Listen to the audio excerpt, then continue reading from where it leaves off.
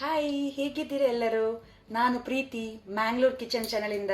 ಧನ್ಯವಾದಗಳು ಎಲ್ಲರಿಗೂ ನಿಮ್ಮ ಫೀಡ್ಬ್ಯಾಕ್ ಮತ್ತು ಸಪೋರ್ಟ್ಗೆ. ನಾವಿವತ್ತು ಬದನೆಕಾಯಿ ಚಟ್ನಿ ಮಾಡೋದು ಹೇಗೆ ಎಂದು ನೋಡುವ. ಪ್ಲೀಸ್ ನನ್ನ ಚಾನಲ್ ಸಬ್ಸ್ಕ್ರೈಬ್, ಲೈಕ್ ಮತ್ತು ಶೇರ್ ಮಾಡಲು ಮರೆಯಬೇಡಿ. ಬನ್ನಿ ಶುರು ಮಾಡೋಣ. ಬದನೆಕಾಯಿ ಚಟ್ನಿ ಮಾಡಲು ಬೇಕಾದ ಸಾಮಗ್ರಿಗಳು ಹೀಗಿವೆ. ನಾನಿಲ್ಲಿ 4 ಬದನೆಕಾಯಿ ತಗೊಂಡೆ, ಸಣ್ಣ ಬದನೆಕಾಯಿ. ನೀವು ದೊಡ್ಡ ಬದನೆಕಾಯಿ ಸಹ ಯೂಸ್ ಮಾಡಬಹುದು. 1 ಈರುಳ್ಳಿ, 1 ಟೊಮ್ಯಾಟೊ, 1 ಸಣ್ಣ ಕಪ್ಪಿನಷ್ಟು ತೆಂಗಿನ ತುರಿ, ಅರ್ಧ ಬಂಚಿನಷ್ಟು ಕೊತ್ತಂಬರಿ ಸೊಪ್ಪು, 2 ಮೆಣಸಿನಕಾಯಿ. ನಾನಿಲ್ಲಿ ಉದ್ದಕ್ಕೆ ಹಚ್ಕೊಂಡಿದ್ದೇನೆ, ನೀವು ಬೇಕಿದ್ರೆ ಸಣ್ಣಕ್ಕೆ ಸಹ ಹಚ್ಕೊಳ್ಬಹುದು. ಉಪ್ಪು ರುಚಿಗೆ ತಕ್ಕಷ್ಟು. ಇಷ್ಟೆಲ್ಲ ಸಾಮಗ್ರಿಗಳು ನಮ್ಗೆ ಇವತ್ತು ಚಟ್ನಿ ಮಾಡಲಿಕ್ಕೆ ಬೇಕಾಗಿದೆ.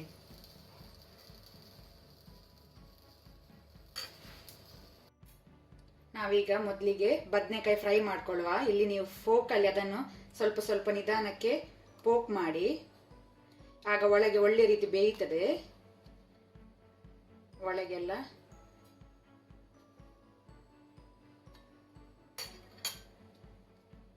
ಹೀಗೆ ಇದನ್ನು ನೀವು ಬೇಯಲಿಕ್ಕೆ ಬಿಡಿ, ಫ್ರೈ ಆಗಲಿಕ್ಕೆ ಬಿಡಿ. ಇಲ್ಲಿ ನೀವು ದೊಡ್ಡ ಬದನೆಕಾಯಿ ಸಹ ತೆಕೊಳ್ಬಹುದು. ಸರಿಯಾಗಿ ಫ್ರೈ ಆಗ್ಬೇಕಿದ್ದು, ತಿರ್ಗಿಸ್ತಾ ಇರಬೇಕು. ಎಲ್ಲ ಸೈಡಲ್ಲಿ ಸಹ ಫ್ರೈ ಆಗ್ಬೇಕದು, ಬೇಯಬೇಕು. ಒಳಗೆ ಫೋಕಲ್ಲಿ ಒಟ್ಟೆ ಮಾಡುವುದರಿಂದ ಒಳಗೆ ಬೇಗನೆ ಬೇಯುತ್ತದೆ.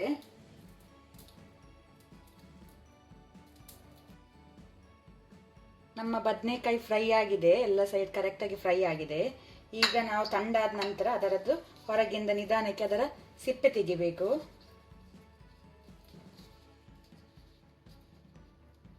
ಹೀಗೆ ನಿಧಾನಕ್ಕೆ ಅದರ ಸಿಪ್ಪೆ ತೆಗಿರಿ.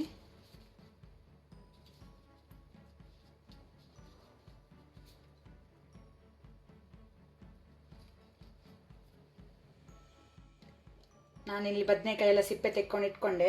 ಅದನ್ನೀಗ ಒಂದು ಬೌಲಿಗೆ ಸೇರಿಸಿಕೊಳ್ಳುವ. ಅದನ್ನು ಕೈಯಲ್ಲಿ ಸ್ಮ್ಯಾಶ್ ಮಾಡುವ. ಇದು ಮ್ಯಾಶ್ ಆದ ನಂತರ ಇದಕ್ಕೆ ನಾವು ಹಚ್ಕೊಂಡಂತಹ ಆನಿಯನ್,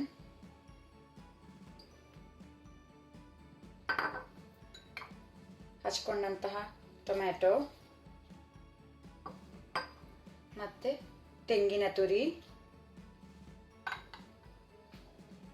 ಕೊತ್ತಂಬರಿ ಸೊಪ್ಪು,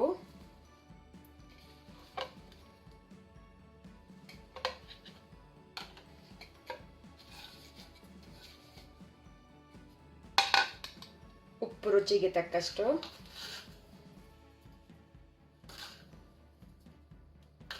ಇದೆಲ್ಲ ಸೇರಿಸಿ ಇದನ್ನು ಒಳ್ಳೆ ರೀತಿ ಮಿಕ್ಸ್ ಮಾಡಿಕೊಳ್ಳುವ. ಬದನೆಕಾಯಿ ಒಳ್ಳೆ ರೀತಿ ಮ್ಯಾಶ್ ಆಗಲಿ. ಇದು ಅನ್ನ ಸಾರು ಜೊತೆ ಸೈಡ್ ಡಿಶ್ ಆಗಿ ಇದನ್ನು ತಿನ್ಬಹುದು ನಾವು. ಸಿಂಪಲ್ ಆದಂಥ ರೆಸಿಪಿ, ಬಹಳನೇ ರುಚಿ ಇರುತ್ತೆ.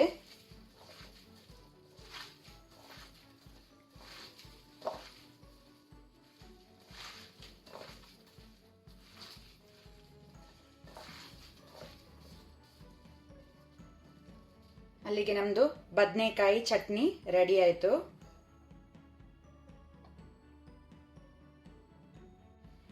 ನಮ್ಮ ಬದನೆಕಾಯಿ ಚಟ್ನಿ ಇಲ್ಲಿ ರೆಡಿಯಾಗಿದೆ. ನೀವು ಇದನ್ನು ಒಮ್ಮೆ ಮಾಡಿ ನೋಡಿ. ತಪ್ಪದೆ ಸಬ್ಸ್ಕ್ರೈಬ್, ಶೇರ್ ಮತ್ತು ಲೈಕ್ ಮಾಡಿ. ನಿಮ್ಮೆಲ್ಲರ ಭೇಟಿ ಶೀಘ್ರದಲ್ಲಿ ಇನ್ನೊಂದು ರೆಸಿಪಿಯೊಂದಿಗೆ.